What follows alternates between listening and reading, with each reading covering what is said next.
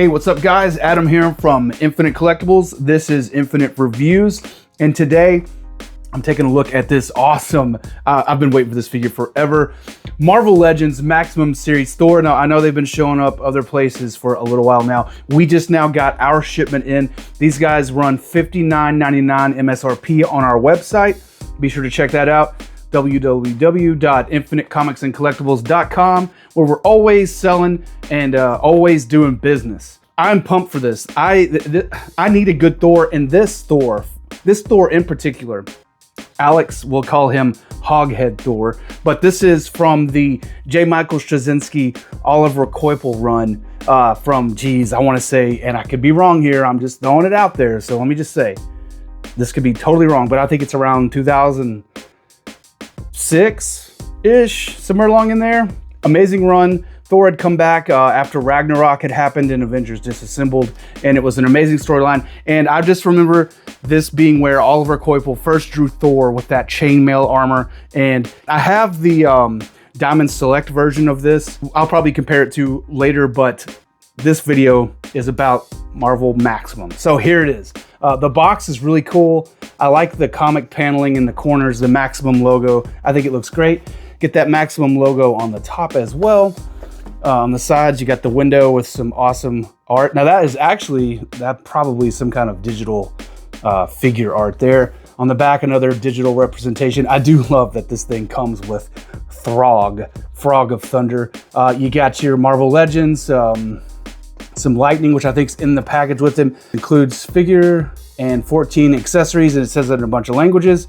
Danger has small pieces. Marvel, Hasbro, of course. On the bottom, you get all your legalese. There's your barcode if you need that there. And then on this side, another awesome action pose of the figure. Great box, but yeah, let's open this guy up.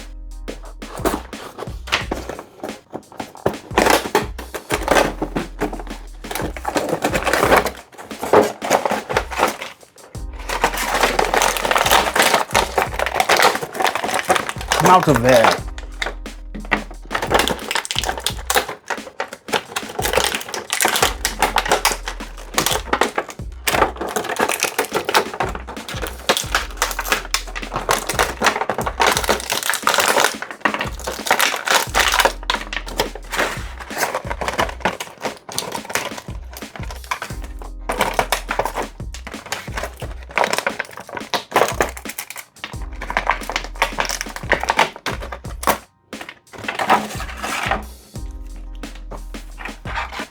Okay, so fresh out the box, and the first thing that I really notice, and I love it, is this guy. This guy's big.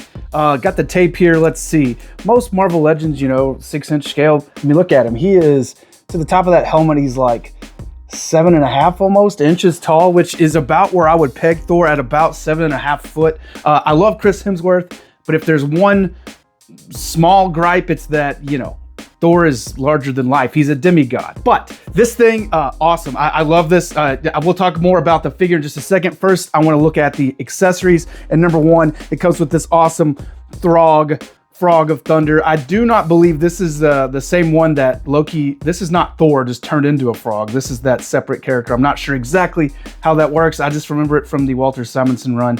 This is a nice little slug figure. No articulation, but really highly detailed.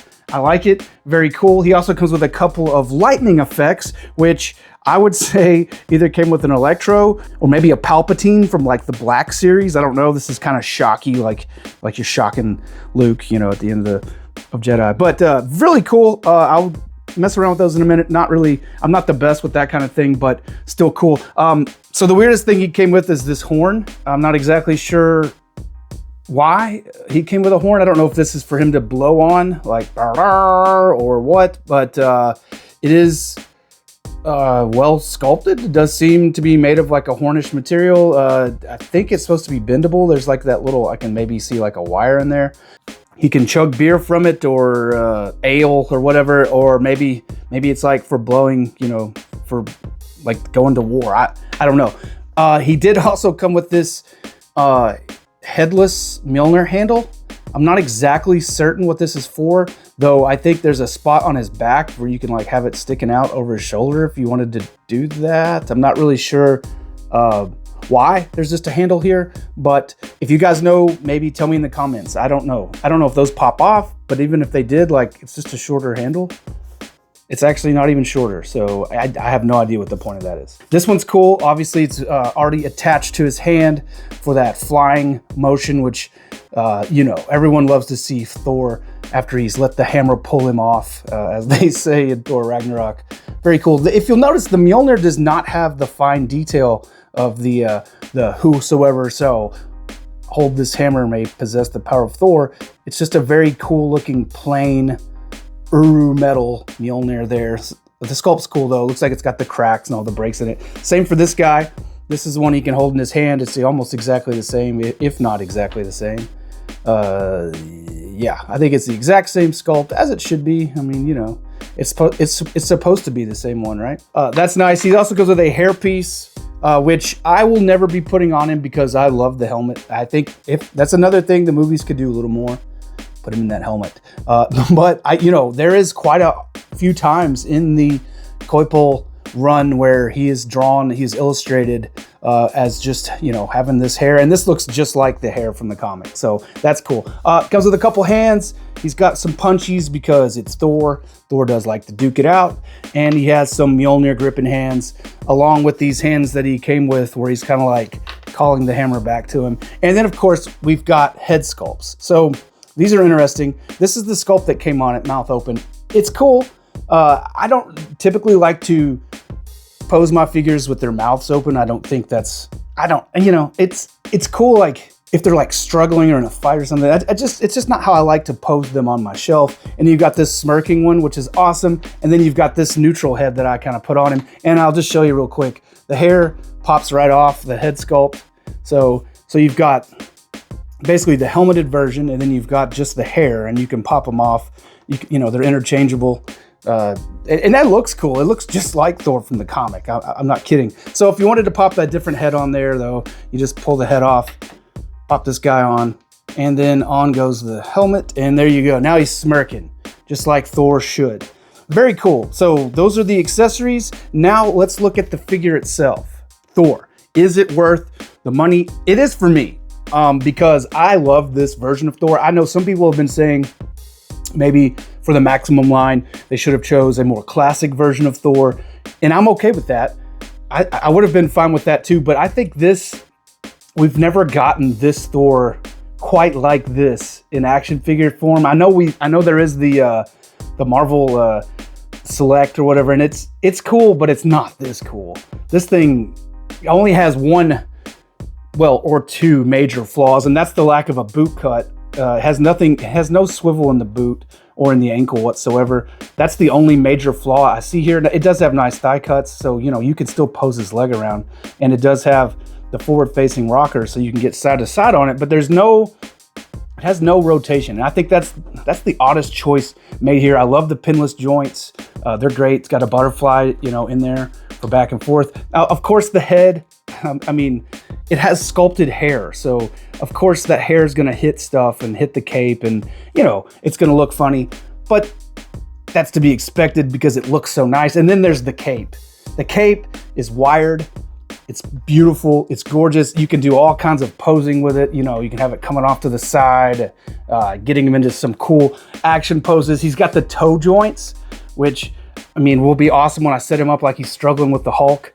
You know, like they're fighting because that's, I don't know why. I like Hulk to fight Thor, even though I know they're not enemies. You know what I'm saying? I don't know. That's just me. I love all the design work here. It has an excellent upper torso joint, twist at the waist. The soft goods are nice and soft. They get out of the way so he can kick forward and back. I mean, there's just so much to love here. The only thing, like I said, besides those boot joints, is that it might not be your version of Thor, but I think Oliver Koipel's Thor is amazing. Like I was saying earlier, this guy's big, so I wanted to just show you how big. I'm gonna bring in, let's see, I've got a Black Panther here, one of my favorite Avengers. You can just see, this is the normal, standard 6-inch Marvel Legends. There's Black Panther. There's the size of Thor. I mean, it's beautiful. Also, he's roughly the same size as like She-Hulk, which is right if you ask me. I mean, they should be about the same size. And this She-Hulk's beautiful, by the way. I think of Thor as larger than life, and I think this figure nails it. And then, of course, let's look at him with a Hulk.